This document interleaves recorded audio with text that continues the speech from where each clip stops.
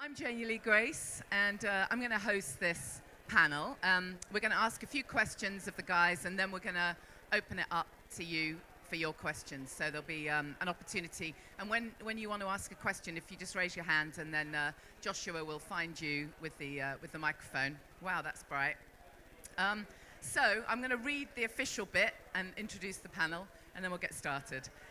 So this seminar is all about how to smash dry January. So you know the feeling. You've all had a great Christmas holiday, probably overdone it, probably majored on the chocolate and all of that stuff, and then decided to start the year with New Year's resolutions and a commitment.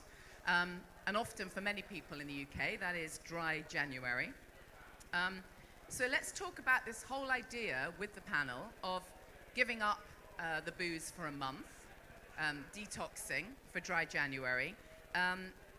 If you're a regular drinker, what is it like to actually stop and quit for a month? And what are the benefits? So let's meet our panelists. Start at the end. Andy Ramage is an author and motivational speaker and co-founder of 1 Year No Beer, a former professional athlete. Woo! Ooh, applause.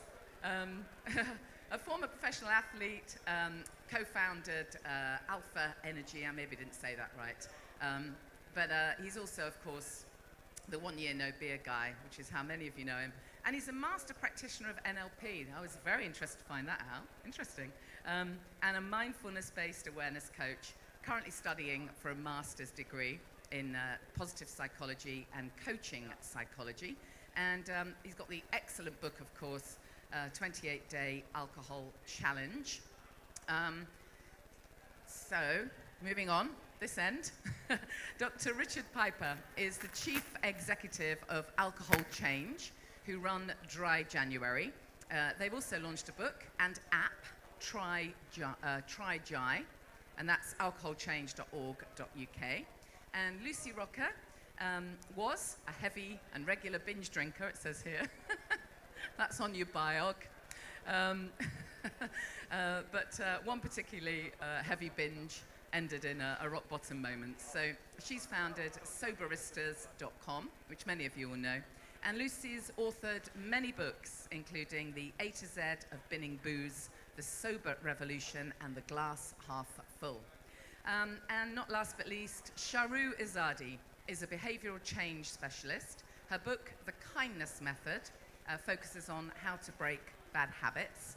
And Shahroo is a support group facilitator and therapist at Amy's Place, which is a recovery house for women set up by the Amy Winehouse Foundation. So what an esteemed panel we have here. So I've done the kind of, corporate bit about them, but now I'd like them to just introduce themselves and say in their own words just a little bit about their story, if you like, and why they're here, I guess. Thanks very much. So I'm going to start off with me, then I'll broaden out into the charity, and then I'll finish very briefly with Dry January. So I'm someone who has probably drank pretty much every day from the age of 17. I remember 1 year where I couldn't remember when I didn't last drink. There's probably been the odd day when I didn't, but and then suddenly I found myself applying for a job for a charity called Alcohol Concern and Alcohol Research UK. And the last question of the interview was, is there any reason we shouldn't appoint you? And I thought, what a weird question. And I said, well, no, and walked out. And then I realised what they were really asking was, do you have an alcohol problem that we ought to know about? And I thought, okay, well, you know what? I'm going to start tracking my drinks. So I started tracking my own drinks, started working at Alcohol, the charity that's now called Alcohol Change UK, did Dry January. I'm running it, right? So I ought to do it. And ended up the situation where I'm in now, where I drank I didn't drink 345 days last year, so I allowed myself to drink on 20 days. Those 20 days were totally fine. I didn't overdo it. I drank when I wanted to. I don't want to be completely abstinent. I want the option to drink when I choose to drink, but I completely feel in control after probably 25 years of not being in control.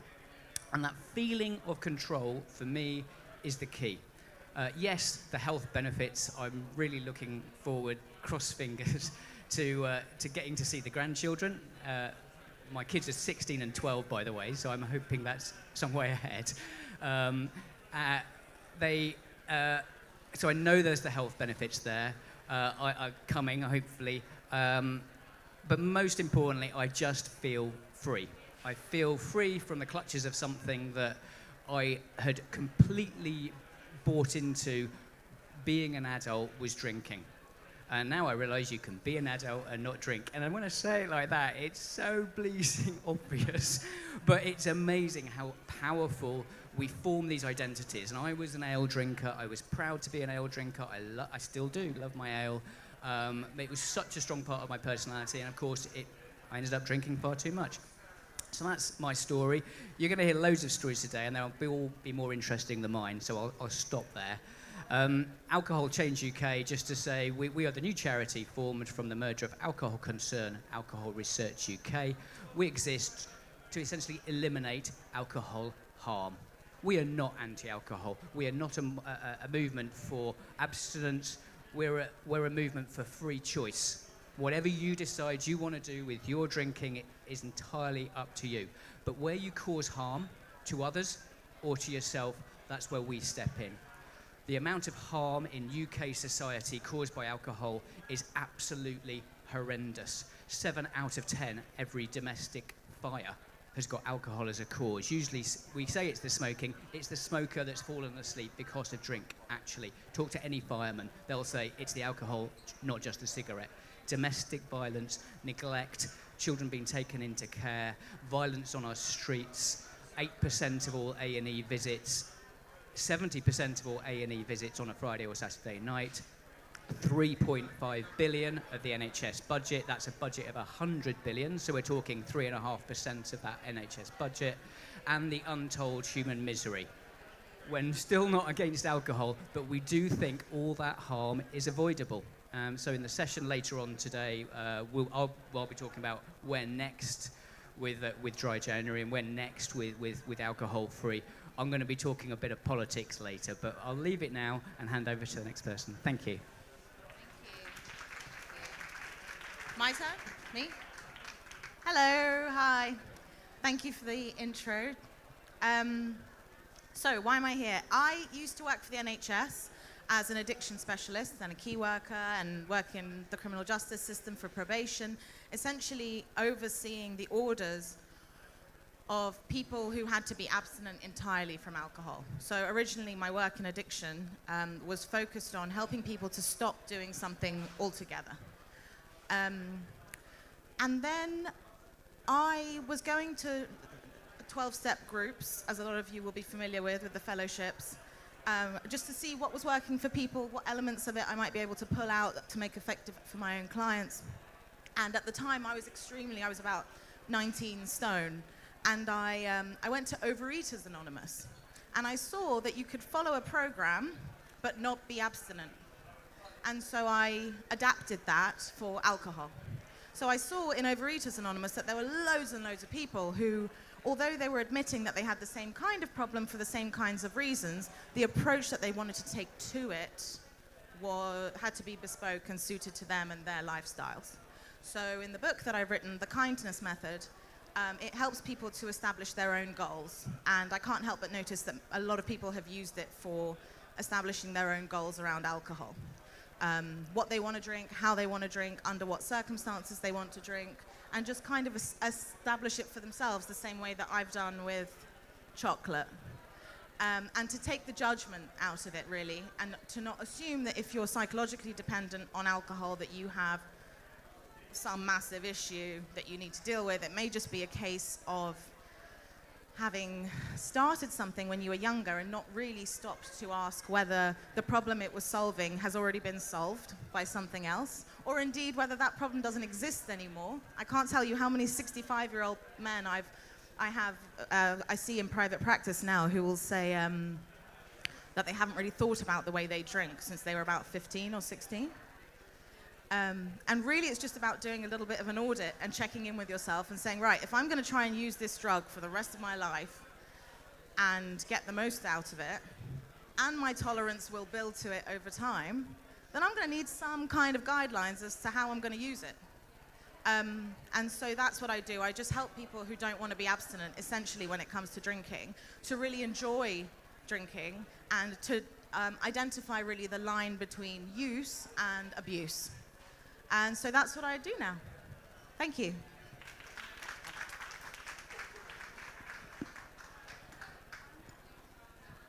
Is this one? Could you put that mic on for us? Try again. Try again. No. Is this mic working? No? I'll pass this one. Hi, so I'm Lucy Rocker, and I founded the website Soberistas.com in 2012. Before that, I was a really heavy binge drinker for 22 years. Right from the start, age 13, I was an absolute nightmare when it came to booze.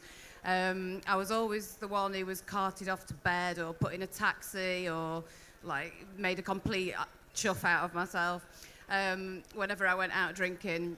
And for quite a long time I managed to laugh it off, but there were a few incidents which were not that funny, and over the years they had quite a detrimental effect on my self-esteem and my self-confidence. Eventually, when I was 35, I just had enough and thought, I can't do this anymore. My relationship with alcohol was so destructive and finally put me in hospital. So I woke up in Sheffield's Northern General Hospital one morning and decided I was never going to drink again, and I haven't. That was 8 years ago. But I did realise very quickly that for people like me who were kind of in the middle ground of responsible drinker in inverted commas and alcoholic in inverted commas, there wasn't really much help.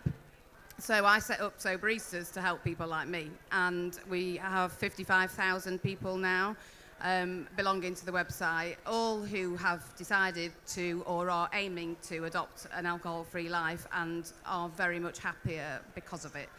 My life has improved massively as a result of not drinking, and I would never go back and swap what I've got now for the crappy life I had as a binge drinker for the first couple of decades of my adult life.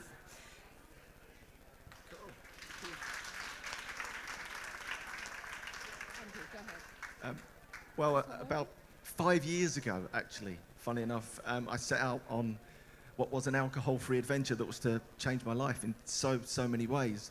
There was no problem. I just reached that point where I was just bored of it, bored of the hangovers, bored of the tiredness, bored of just not being on my A game, and I thought I'm going to take a break. And it was really, really difficult because what I realised, that alcohol was everywhere in my life. It was how I celebrated, commiserated. It was how I de-stressed. Like, I fell in love with my wife because she drank pints. That was the kind of sort of world that I lived in. Just to be clear, she only drinks Prosecco now. But I loved it. And here I was about to embark on this alcohol-free adventure, and it was really difficult. And I got to 28 days, and I felt great. My eyes were bright. I had my energy back, my mojo back. I then got to 90 days, and I'd lost a lot of weight. I lost 3 stone in weight. My body fat went from 35% down to 10%. I was fitter, faster, healthier than I'd ever been. My job started to flourish. My relationships got so much better.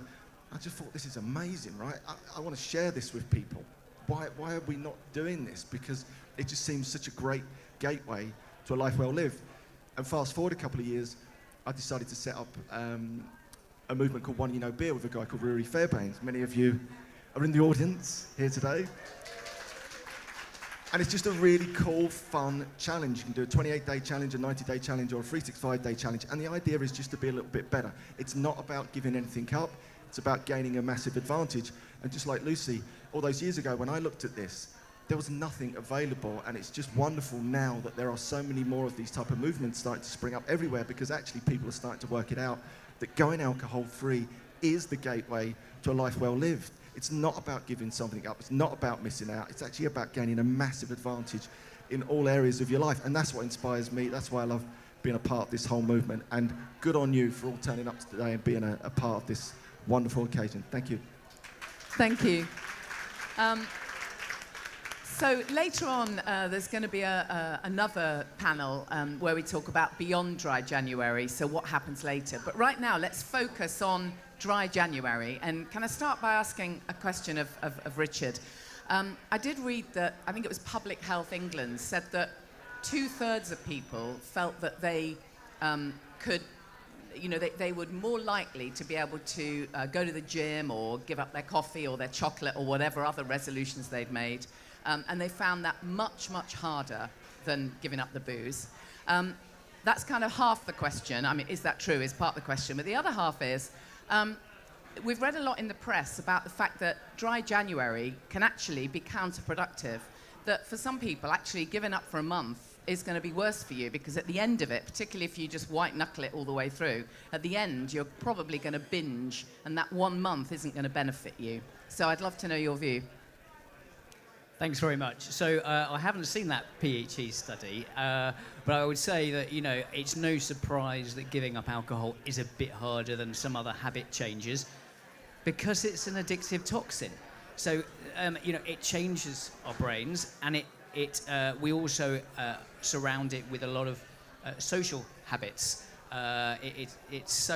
People start it at a particular age, or everyone starts it at different ages, but it's also a very ritualized product. I'm not sure how people eat chocolate. I don't really know. We don't tend to have conversations about how we each eat chocolate. We all kind of eat chocolate in our own way. But alcohol, it's drunk in very particular ways. It's drunk in social ways. In fact, it's drunk in every way you can imagine. So we also develop strong psychological habits around the ritual of drinking, as well as the addictive qualities. So I'm not surprised that it's harder for people to give up alcohol than other things. My wife would probably say the chocolate's harder than the alcohol, but everyone's different. The second point I think is critical. There is this common myth, and it is a myth, that dry January is about piss-tember and binge February. All the data, all the evidence is that is complete bunkum. I managed to do that without swearing then. Bunkum, that came out just right. The evidence we've got is that 7 out of 10 people who attempt a dry January are still drinking less in August. And almost 9 out of 10 are still drinking less at the end of February. Why would someone who's trying to take control of their drinking and address their alcohol problems suddenly start binging in February? The evidence is that there might be a very small portion of people that do that, but it's tiny. So it's a common critique. It's not based on any reality. It's one of the many myths surrounding alcohol. And I actually consider it a sign of a good thing for dry January itself to have started to take on these myths. It's a sign that you've become an established thing. Unfortunately, it's just not true. Or fortunately, it's just not true. Sharu, I'd like to ask you about the link between drinking and emotional well-being, mental health, anxiety. We know that Richard touched on it in his introduction, but just the links towards all kinds of stuff, crime, goodness knows what, but certainly mental health has been proven to be really big. So have you found in your experience that if someone does dry January, for example, if they give up for a month, does it, even in that short space of time, can that help to make people feel less anxious, perhaps? I don't think I'm going to give you the answer you want. No, not in the first instance, no. Because there's the fear of change. There's the genuine withdrawal, whether or not it's physical tremors, invariably withdrawal from the status quo. And that's why it's incredibly important to push through and not give up after 3 or 4 days, because then you will start experiencing new benefits. But I think it's also important to not treat it as a punitive or sort of remedial thing, because what then happens is that you think you're being good and that then you're going to be bad again. And when our self-esteem is low, when we hear that something we've done is bad, we sort of think that we're bad. And that what tends to be a more effective approach, what I've heard is to establish that you're drinking not because you're bad or weak, but because it's serving a purpose for you in some way. So don't be surprised if that purpose becomes extremely obvious to you as soon as you take away your substance of comfort. So in the short term, you will invariably, things might get a little bit harder before they get better. But then when they get better, they stay there. So that's kind of the, and also I think people experience it in all sorts of different ways. I certainly know, as with, the other downers, like cannabis, for example, alcohol is very similar. And in the short term, it's actually very effective at dealing with day-to-day mental health struggles, in that it turns down the volume on our often self-sabotaging, cruel internal dialogue. But unfortunately, what it does is that when it wears off, it's louder than it ever was before. And then it'll get progressively louder. So in response to your question, yes, there is of course a link. But again, unfortunately, as with all of these things, every person's different. And actually, I think there should be more research done into not having alcohol be under one umbrella as a drug. Because I know that some people experience mental health issues as a result of drinking one way, or one type of booze, and another one doesn't do the same thing. So I think that's also an opportunity to be more discerning about what we're consuming in that sense.